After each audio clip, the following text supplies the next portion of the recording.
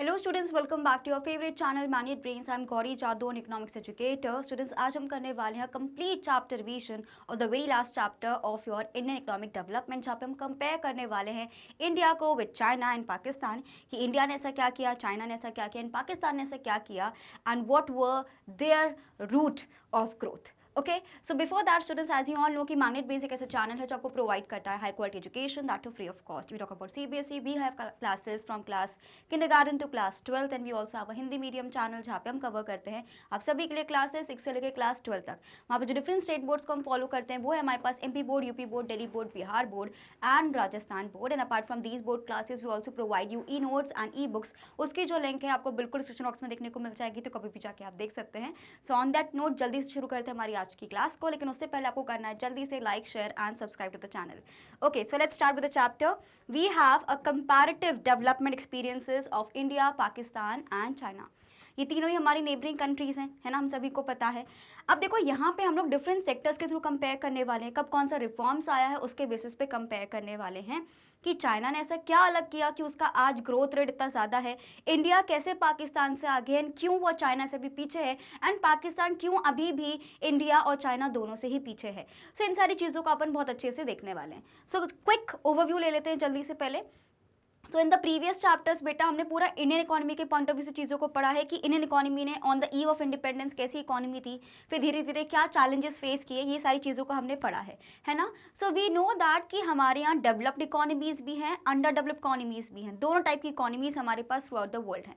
अब देखो हमें यहाँ पे समझना है, कोल्ड वॉर का सिनेरियो हमें समझना है। 1947 से लेकर 1991 तक was sustain state of political and military tension between the powers of the western world, जो यूएसए एंड नाटो ऑर्गेनाइजेशन था, एंड द कम्युनिस्ट वर्ल्ड जहाँ पे सोवियत यूनियन था। सो हमें पता है कि हमेशा हमने ये देखा है कि भले ही वॉर पॉलिटिकल होता है लेकिन वो इकोनॉमी पे भी काफ़ी असर दिखाता है।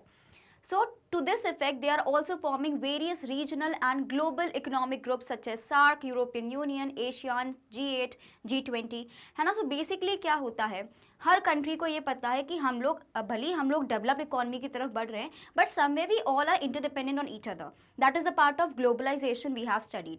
अब क्या होता है, अपने अपने रीजन को स्ट्रॉन्ग बनाने के लिए लोग यूनियंस बनाते हैं, जैसे कि ग्रुप ऑफ 20 जिसको G20 बोलते हैं, ग्रुप ऑफ 7 या ब्रिक्स हो गया। तो ये क्या होता है, एक तरीके से रीजनल इंटीग्रेशन होता है, जहाँ पे जो different regions of the world हैं, वहाँ की जो पावर हैं कंट्रीज़ की, वो यूनाइट होते हैं और एक ग्रुप फॉर्म करते हैं ताकि वो अपने इंटरेस्ट को प्रोटेक्ट कर पाएँ। ठीक है। So moreover various nations are also trying to understand the developmental process pursued by their neighbouring countries as it allows them to realise their own strength and weaknesses. देखो economics तो ठीक है, commerce में हम लोग business studies ही पढ़ते हैं, वहाँ पे बिजनेस एनवायरनमेंट का कॉन्सेप्ट हम पढ़ते हैं। बिजनेस एनवायरनमेंट क्या होता है, these are those factors which are outside the control of the business but still impact the performance of the organisation, उसी को हम लोग क्या बोलते हैं, बिजनेस एनवायरनमेंट। सिमिलरली अगर हम इकोनॉमिक्स में भी बात करें, of course we have to focus on our own economy, but we can not ignore how the other economies or the other countries are functioning. We cannot ignore that, right? So for that purpose what we need to do, we need to keep an eye on them. Now what means eye on them means we need to do a SWOT analysis. What do we need to do beta? We need to do SWOT analysis. SWOT analysis basically means strength, weakness, opportunities and threats. आपको अपनी country की strength देखनी है, weakness देखनी है, opportunities देखनी है और थ्रेट्स भी देखने कि आपको कौन सी कंट्री से क्या खतरा है in terms of economy, right. So हम लोग को एक कंपैरिजन करना रहता है अपनी कंट्री का दूसरी कंट्री से, खुद को डीमोटिवेट करने के लिए नहीं, लेकिन देखने के लिए एक रियल स्टैंडर्ड्स क्या हैं, है ना। देखो अब क्या होता है ना, हम हमेशा याद है जब भी हमारा पेपर होता है तो हम हमेशा जाके बोलते हैं मम्मी पेपर बहुत टफ आया था, टॉपर से भी नहीं बना, किसी से नहीं बना। तो टॉपर से नहीं बना तो बोलने का हमारा मन क्या होता है कि मम्मी अगर टॉपर से नहीं बन रहा, मैं तो फिर भी एवरेज बच्चा हूँ, मैथ्स मुझे आती नहीं है, तो उसका खराब गया तो मेरा भी खराब गया है। या हम कई बार ये बोलते हैं कि मम्मी आपको पता नहीं है 50 बच्चे फेल हैं, सिर्फ 10 बच्चे ही पास हुए हैं, तो आपको पता है इसलिए हम फेल हो गए। तो मम्मी क्या बोलती थी हमारी, बेटा तुम दूसरों से क्यों कंपेयर कर रहे हो, अच्छे वाले से कंपेयर करो। तो similarly whenever we talk about India versus Pakistan ना, हम हमेशा इंडिया को पाकिस्तान से कंपेयर करके बड़ा खुश हो जाते हैं, अरे वाह इंडिया तो बड़ा आगे निकल रहा है। अरे कंपटीशन तो अच्छा रखो, तभी तो हम कंपेयर करेंगे, तभी तो आगे बढ़ेंगे। सो दैट इज वाई बेटा हम चाइना से भी कंपेयर कर रहे हैं और पाकिस्तान से भी कंपेयर कर रहे हैं, बिकॉज चाइना से भले हमारे जो भी पॉलिटिकल कंडीशंस हैं, है ना, लेकिन वी नो दैट चाइना अभी अच्छा है nation wise as compare to our nation, and Pakistan की हम यहाँ पे बात ही नहीं करते। तो हम लोग को जब भी कंपेयर करना है, we always get happy when we compare it with Pakistan, but we need to understand कि हमारे पास वर्ल्ड डेवलप इकोनॉमीज भी हैं, उससे भी हमें खुद को कंपेयर करते रहना चाहिए, ताकि हमें एक रियलिटी चेक मिले कि हमें भी ये चीज़ अचीव करनी है। Fine. So in the process of globalization, the developing countries are facing competition not only from developed nations but also from other developing nations. So an understanding of the other economies in our neighborhood is required. So जब भी हम इस growth path पे बढ़ रहे हैं, we need to understand कि हम लोग अपनी neighboring countries को ignore नहीं कर सकते. We will also have to take their growth and their economic conditions in consideration. Clear? You can take a screenshot of it if you want. Okay. Fine. So this is done, students. Now in this chapter we will compare trends in the various economic and human development index. देखो, एक तो अपने पास आता है economy के point of view से, है ना, सो इकोनॉमिक फैक्टर्स को पढ़ेंगे बेटा। इसके बाद हम लोग डेमोग्राफिक कंडीशंस में ह्यूमन डेवलपमेंट इंडेक्स के बारे में भी पढ़ेंगे, ठीक है। सो ये दो इंपॉर्टेंट पैरामीटर्स हैं। अगर हम बात करें चाइना और पाकिस्तान से कंपेयर करेंगे हम इंडिया की ग्रोथ को, ठीक है।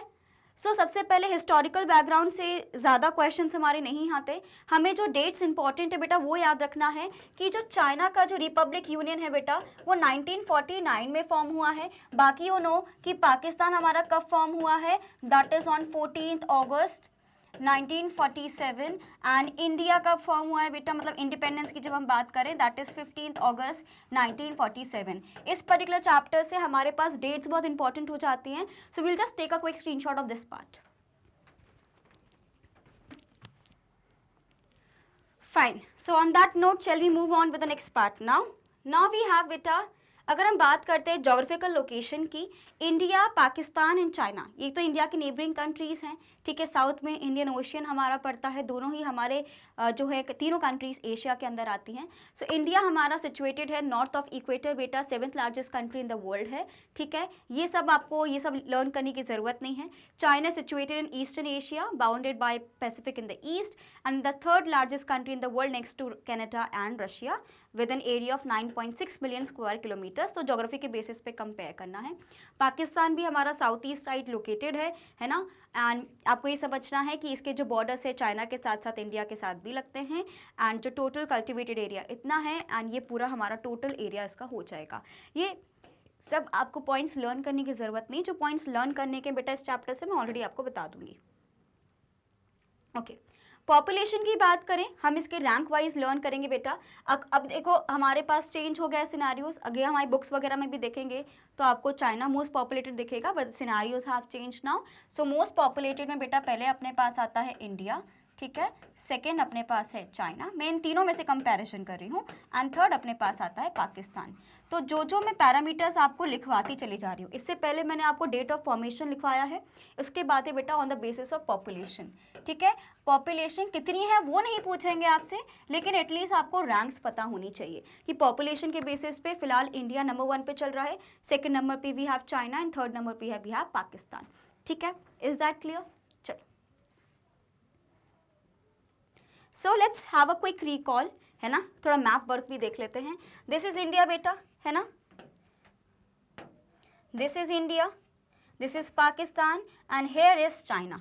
फाइन, एज वी सेड कि चाइना की अगर हम बात करें, to the east of China we have Pacific ocean, and हमारे पाकिस्तान और इंडिया के साउथ में we have Indian ocean over here, ठीक है। सो थोड़ा बहुत ज्योग्राफी पता होनी चाहिए। रशिया यहाँ पे है, ठीक है, China is here, north Korea is here, south Korea is here.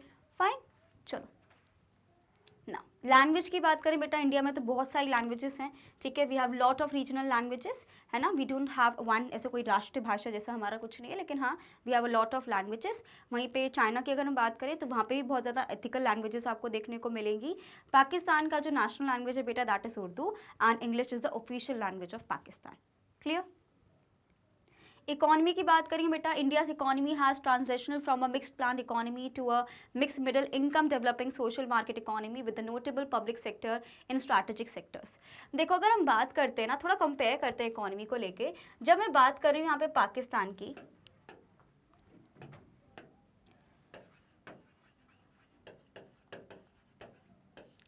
ठीक है।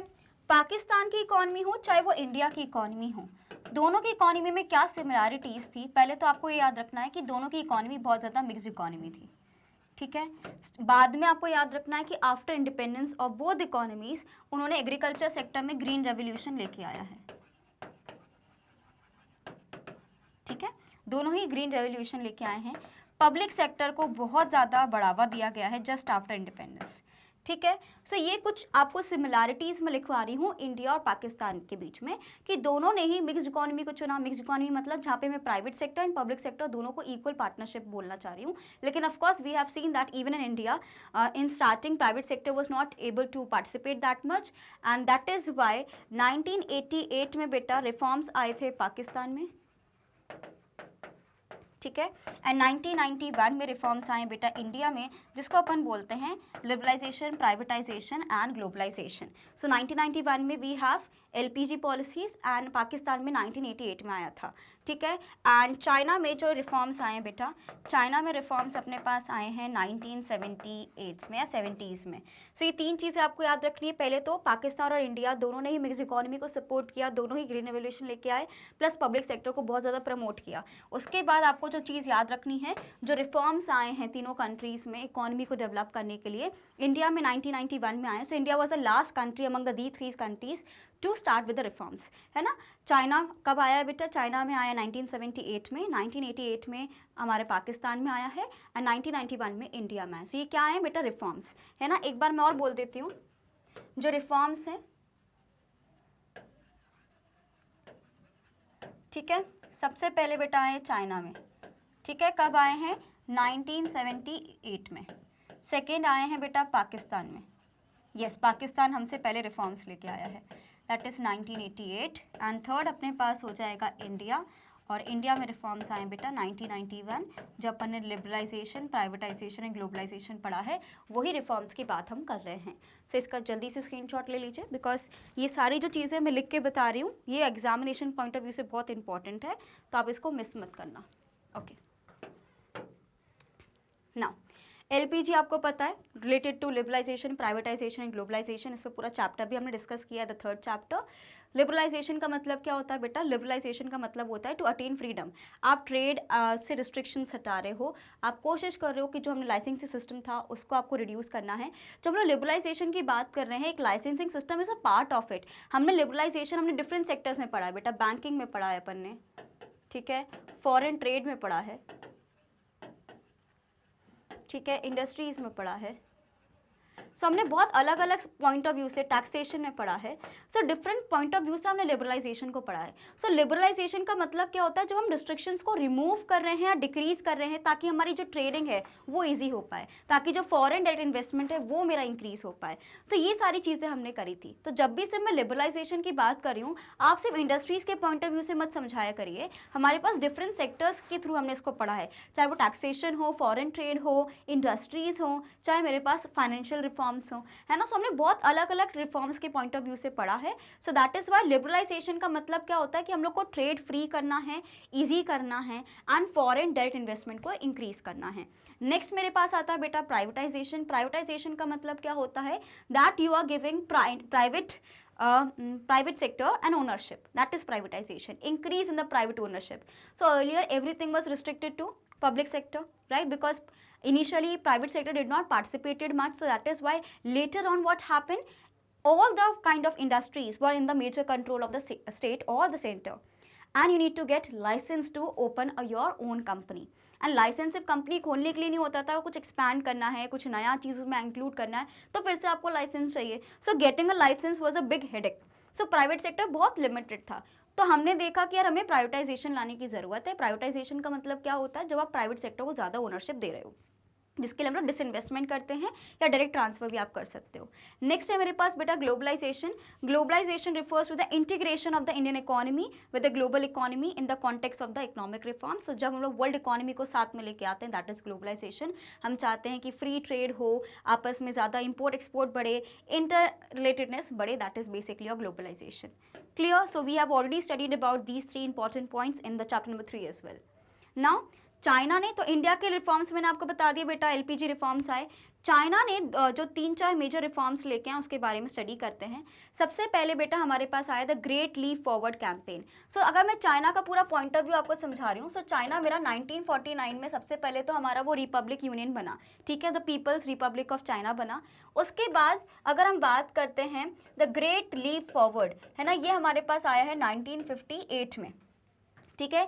Great leap Forward, leap of faith सुना है हमने, है ना। सो ग्रेट लीप फॉरवर्ड का मतलब क्या होता है, जो हमारी एग्रीकल्चर बेस्ड इकोनॉमी थी चाइना की, वो चाहते थे उसको आप शिफ्ट करना टुवर्ड्स इंडस्ट्रियलाइजेशन। सो उनका मेजर चीज़ क्या थी, आज एक चाइना एक मैन्युफैक्चरिंग हब है ना, हर एक चीज़ मेड इन चाइना बनती है, हम उसको रिप्लेस करने में लगे हुए हैं। लेकिन आप रिप्लेस करना इतना आसान क्यों नहीं हो रहा, बिकॉज वो मार्केट में कब से हैं, बिकॉज वो उनका हमेशा से ये चीज़ रहा है, बहुत ज़्यादा फॉरवर्ड थिंकिंग रही है कि हमारा उनका फेस था जब सब लोग एग्रीकल्चर में लगे हुए थे, उन्होंने सोचा एग्रीकल्चर बहुत कर लिया भाई, अब दूसरे सेक्टर को भी एक्सपांड करना जरूरी है। सो उन्होंने इस चीज़ का चांस लिया एंड एग्रीकल्चर सेक्टर को धीरे धीरे इंडस्ट्रियलाइजेशन में कन्वर्ट करने की पूरी कोशिश करी। That is the great leap forward campaign, ठीक है। So you have to remember बेटा, ये जो एक इंडस्ट्रियलिस्ट हम बोल सकते हैं, और we can say that the person involve और द प्रेसिडेंट, है ना, that is Mao, to modernize China's economy. The main aim of this campaign was to transform the agrarian economy into a modern economy through the process of rapid industrialization. In this program, people were engaged to set up industries in the backyard. So we can say that everyone was ready to form an industry, everyone was ready to welcome industrialization. So that is what Great Leap Forward stands for. ठीक है। Second जो अपने पास आता है बेटा, वो बहुत ही इंपॉर्टेंट है, जिसको हम लोग क्या बोलते हैं, द ग्रेट पॉलिटिशियन कल्चर, ठीक है, the great politician culture revolution, जो कि हमारे पास आया है 1965 में। अब जैसे कि जिस चीज़ पे हम आज फोकस करते हैं ना, दैट लर्निंग बाय डूइंग, इस चीज़ पे फोकस चाइना पहले से कर रहा है। So the great politician culture का मतलब क्या है, we want people to work and learn. तो जितने भी फ्रेशर्स होते थे, यंगस्टर्स होते थे, यंग प्रोफेसर्स, इंजीनियर्स, फ्रेशर्स, उनको बोला जाता था बाहर जाके काम करना सीखिए। सो बेसिकली इन्होंने क्या इंट्रोड्यूस किया, under which students and professionals were sent to work and learn from the countryside. That ठीक है, पढ़ाई तो ठीक है, but you need to understand कि प्रैक्टिकल मैकेनिज्म क्या होता है। नेक्स्ट हमारे पास था रिफॉर्म्स का, अगर हम बात करें, जैसे कि मैं आपको बता रही थी, जो मेजर रिफॉर्म्स जो आए हैं बेटा चाइना के, वो आए अपने पास 1978 में, जो ऑलरेडी आपको मैं लिखवा चुकी हूँ। So the present day fast industrial growth of China can be traced back to the reform started in 1978। In the initial phases reforms were related to agriculture, then foreign trade, investment. So धीरे धीरे वो लोग इस तरीके से हर sector को target कर रहे थे, सिर्फ एक सेक्टर पे ही ज़्यादा फोकस नहीं किया, सारे सेक्टर्स को इन्वॉल्व करके चले, इसलिए आज वो इतने डेवलप्ड इकोनॉमी है। Clear, take a screenshot of it बेटा। ओके, नाउ सेकेंड जो चीज़ बेटा वो लेके आए थे, that is dual pricing policy. Dual pricing policy का मतलब क्या होता है, जैसे कि हमने पढ़ा है कि एक प्राइस हमें रखना पड़ता है for the people who can not afford things, है ना, तो उसके लिए हम मिनिमम सेलिंग प्राइस रखते हैं, मिनिमम सपोर्ट प्राइस भी बोल सकते हो।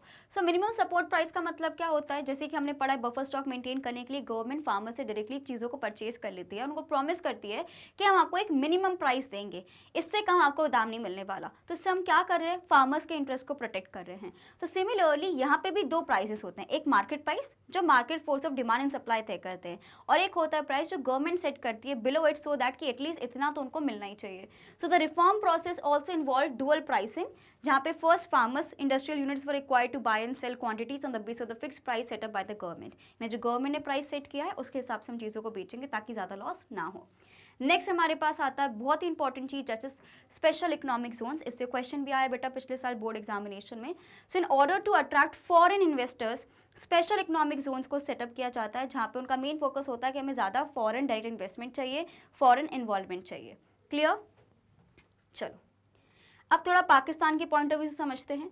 सो ये चाइना की कहानी आपको समझ में आ गई होपफुली, इतनी चीज़ आपको क्लियर है, इंपॉर्टेंट डेट्स हैं, इसका आपको ध्यान रखना है। Now let's come back to Pakistan. So Pakistan ये बेटा मिक्स इकॉनमी फॉलो किया है हमारे जैसा, ठीक है। उन्होंने काफ़ी रेगुलेटरी फ्रेमवर्क को चालू किया for the development of the domestic industries, ठीक है। Practice like limiting taxes in order to limit direct imports and leveraging subsidies for the promotion of manufacturing in the domestic country from way adopted only. So we can say that कि पाकिस्तान का ही major concern यही था कि उनको भी import substitution करना था। सम of the important reforms जो आपको याद रखने हैं, green revolution, just like in India green revolution Pakistan में भी आया था ताकि वो एग्रीकल्चर प्रोडक्शन को बूस्ट कर सकें। Importance of the role of public sector की अगर बात करें, ये दोनों चीज़ें इंडिया और पाकिस्तान में कॉमन है। So in the early 1970s the nationalisation of capital goods.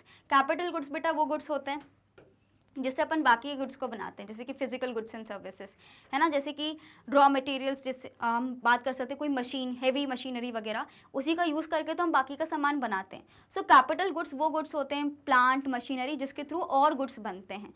ठीक है, नाउ इसको नेशनलाइज कर दिया था सबसे पहले तो 1970s में ही पाकिस्तान ने, कि मतलब ये पूरी चीज़ स्टेट के कंट्रोल में। In the late 1970s there was a shift in the government policies when adopted the policy of denationalisation, the government increase the engagement of private sector.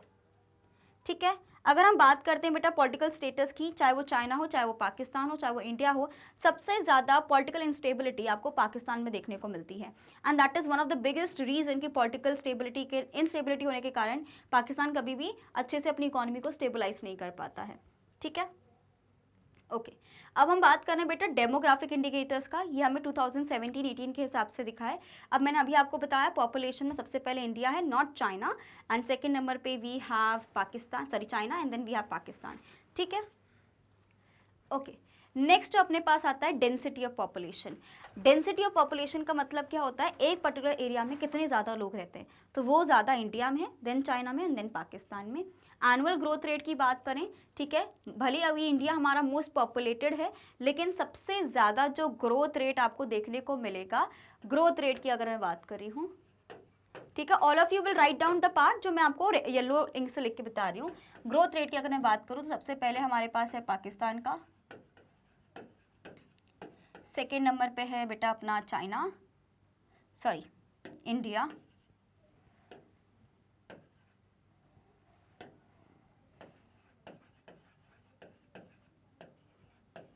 ठीक है, पाकिस्तान, इंडिया, लास्ट में अपने पास क्या आ जाएगा, चाइना।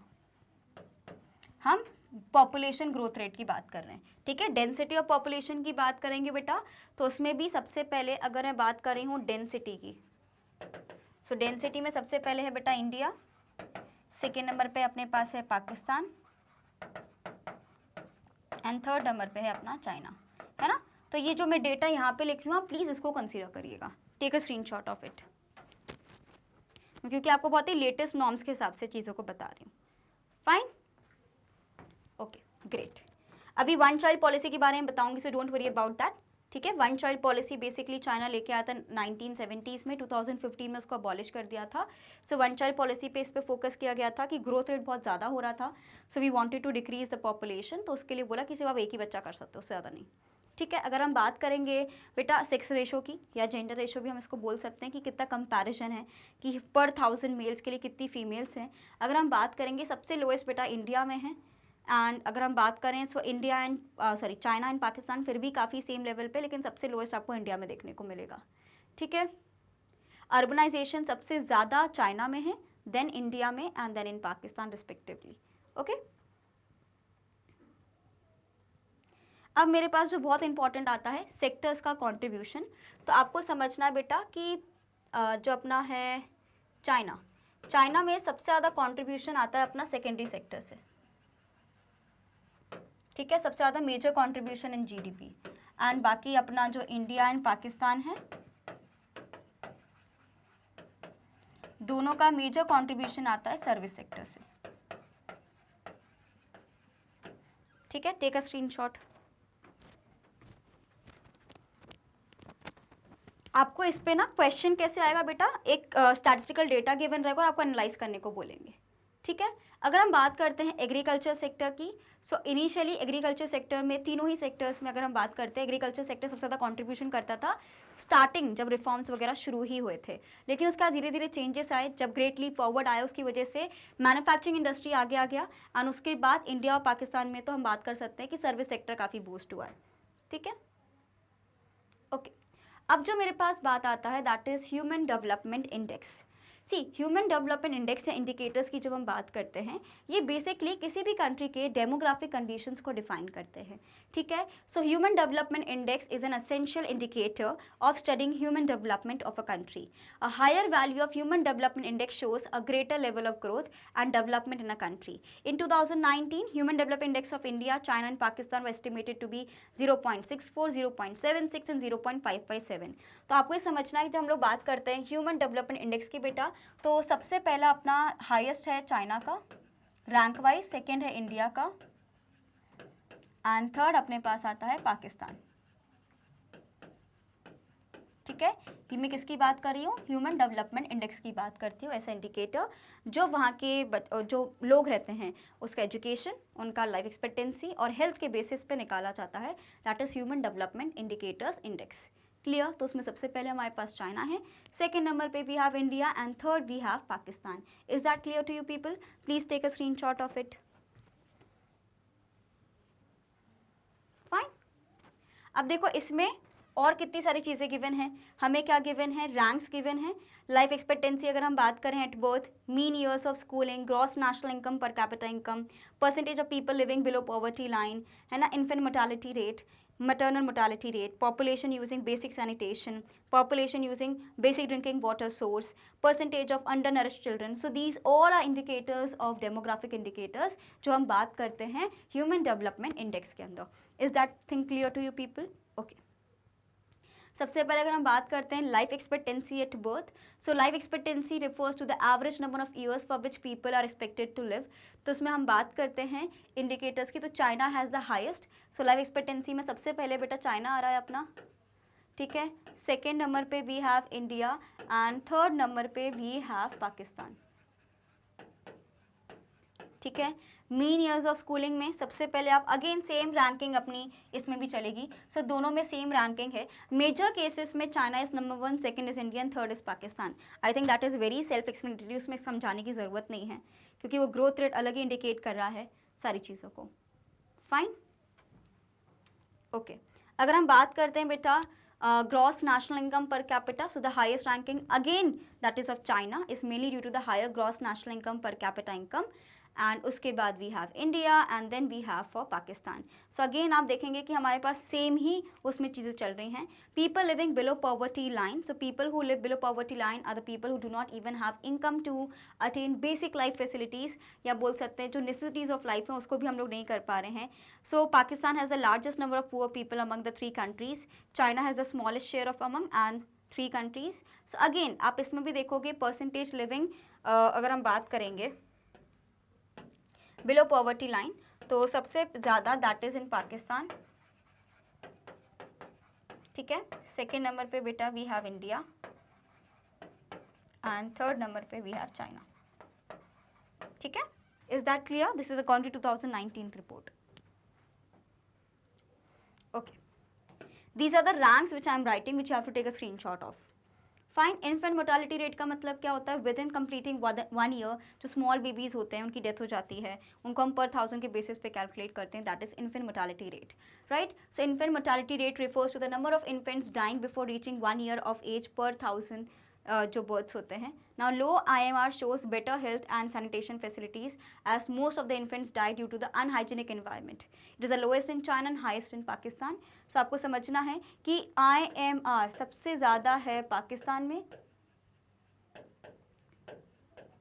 उसके बाद बेटा है इंडिया में, एंड थर्ड मतलब सबसे कम है हमारे चाइना में. मतलब सबसे ज़्यादा जो इन्फेंट मोर्टालिटी या इन्फेंट की जो डेथ्स होती हैं वो पाकिस्तान में है एंड लास्ट चाइना में. maternal mortality rate, both India and Pakistan has not been able to save women from maternal mortality, है ना, because we know that women also die in India during delivery, we have seen that. So of course उसके basis पे भी हमें comparison करना है. Okay.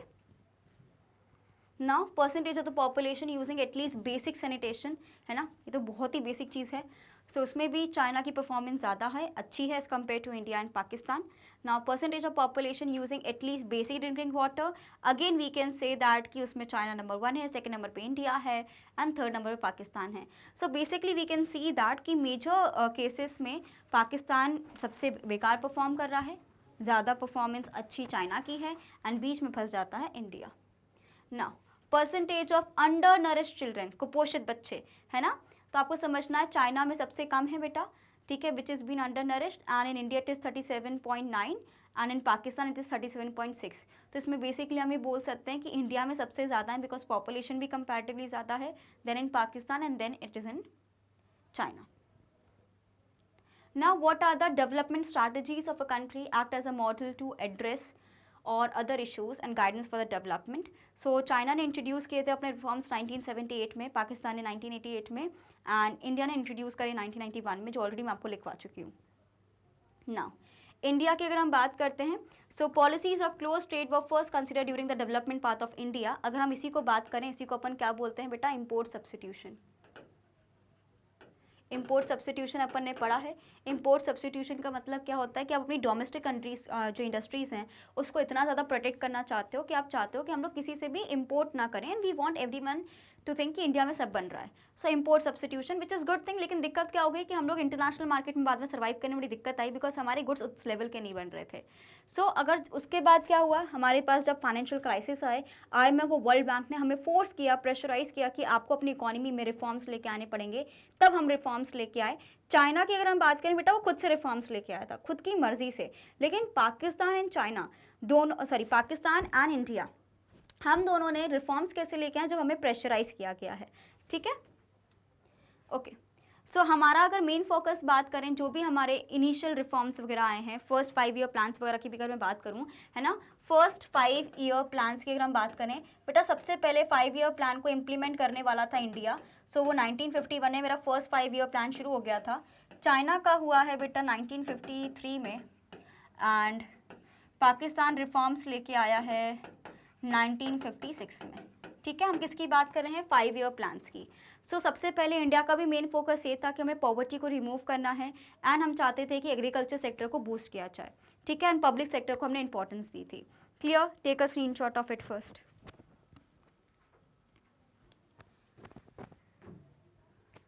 है ना, अगर हम बात करें इंडिया एंड चाइना की, सो India and Pakistan were made to follow some of the reforms stated by the World Bank and IMF।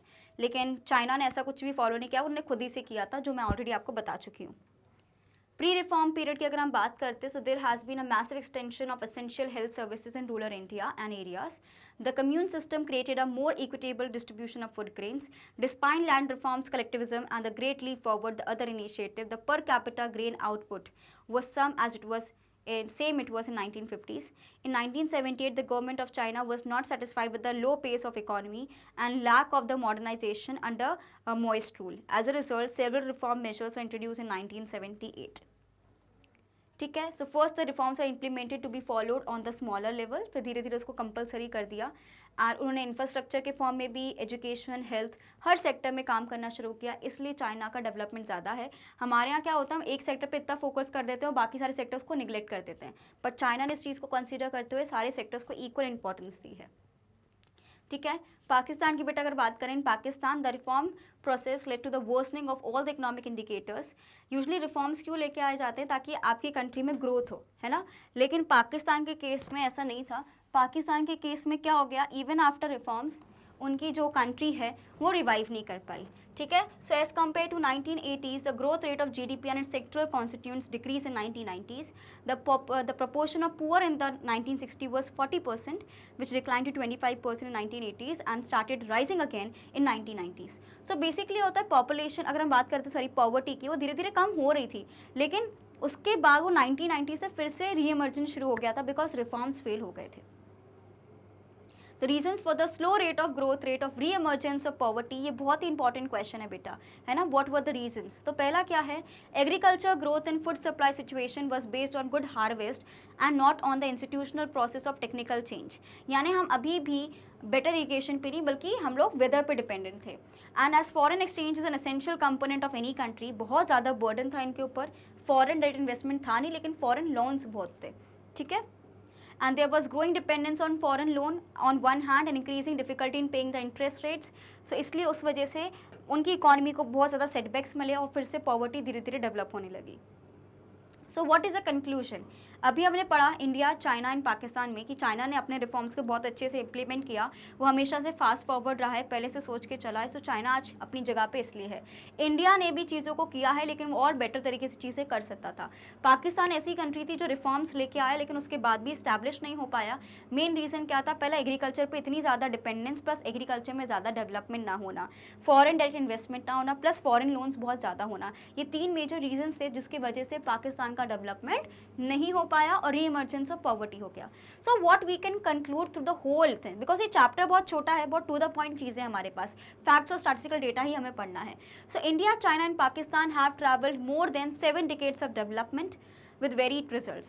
Till 1970s all of them were almost at the same level. लेकिन उसके बाद हमने देखा last 3 decades में क्या changes आए हैं कि पाकिस्तान बहुत पीछे छूट गया, India still is very behind China, लेकिन ठीक है पहले से बेटर सिचुएशन में है, and China is definitely growing. So Indian economy performed moderately, but the majority of its people still depend on agriculture. India has taken many initiatives to develop the infrastructure and improve the standard of living of the people. It has yet to raise the standard of living of more than 1/4 of its population that lives below the poverty line. So India ने improve किया, लेकिन हम खुद में ज़्यादा खुश नहीं हो सकते बिकॉज इतना अच्छा डेवलपमेंट नहीं हुआ जितना हमने सोचा था. नेक्स्ट अगर हम पाकिस्तान की बात करेंगे, जो पॉलिटिकल इंस्टेबिलिटी आज भी है, अभी जब हम बात करें तो भी पॉलिटिकल इंस्टेबिलिटी है, and over dependence on foreign sector and very volatile performance of agriculture की, कभी बहुत अच्छा परफॉर्म कर रही है, कभी बिल्कुल परफॉर्म नहीं कर रही, उसकी वजह से आज भी क्या है, बहुत ही ज़्यादा पॉवर्टी है और जीडीपी का ग्रोथ रेट नहीं बढ़ रहा है. चाइना का there is a lack of political freedom, we know that, है ना, and its implication of human rights are the major concern. In the last 4 decades, it used the marketing system without losing political commitment and succeed in raising the level of growth along with the alleviation of poverty. China has used the market mechanism to create additional social and economic opportunities. So of course China एक marketing hub है, साथ में manufacturing hub है, जिसकी वजह से उनकी economy को काफ़ी help मिलती है. So that is a good point, irrespective of the fact कि उनके यहाँ political freedom उतनी नहीं है. Okay?